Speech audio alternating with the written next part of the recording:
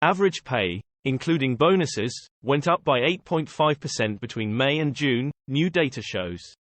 This means the state pension is likely to go up by at least the same amount.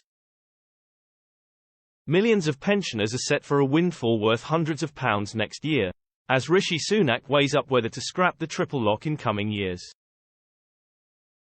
Figures released this morning show average pay, including bonuses, went up by 8.5% between May and July. This means the state pension will go up by at least the same amount because of the so-called triple lock system. This would see the state pension for men born after April 1951 and women born after April 1953 shoot up £901 from £10,600 to £11,501. For those born before this, the full basic state pension will go up £690 from £8,122 to £8,812. The rises will take effect in April next year. It is the second bumper rise in a row, with pensions going up by 10.1% in April, due to high inflation the previous September. The triple lock protection means the state pension rises each year in line with the highest out of 2.5%, wage rises or inflation. Wage rises are expected to outstrip inflation, meaning the Treasury will need to find billions of pounds to fund pension rises. Cabinet members are said to be split over whether the triple lock, a Tory manifesto pledge in 2019, should be scrapped after the next election.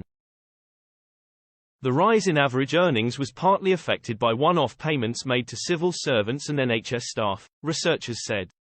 Regular pay went up by 7.8% over the same period, ONS figures show.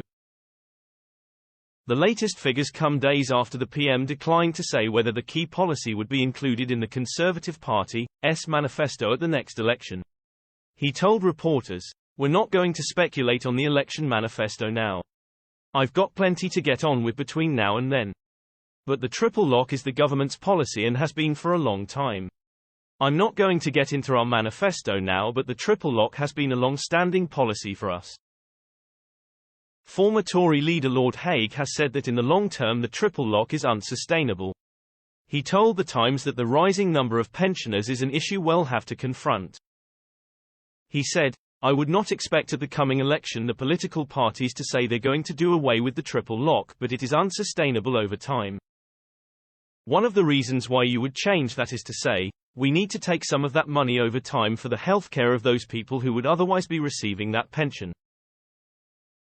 A Labour Party spokesperson said, "The Conservative Party promised to maintain the triple lock at the last election and we have urged the government to stick to that commitment." As Angela Rayner said, "All future spending commitments for after the election will be laid out in our manifesto when we know the state of the public finances, as is usual practice." Today's figures also showed that the rate of unemployment lifted to its highest level for nearly 2 years, at 4.3% in the 3 months to July, up from 4.2% in the previous 3 months. Darren Morgan, ONS Director of Economic Statistics, said, "Earnings in cash terms continue to increase, at a record rate outside the pandemic-affected period. Coupled with lower inflation, this means people's real pay is no longer falling."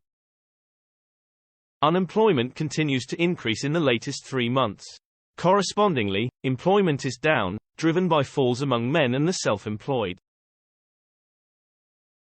The proportion of people neither working or looking for a job is slightly up, with more students, as well as the long-term sick reaching yet another record.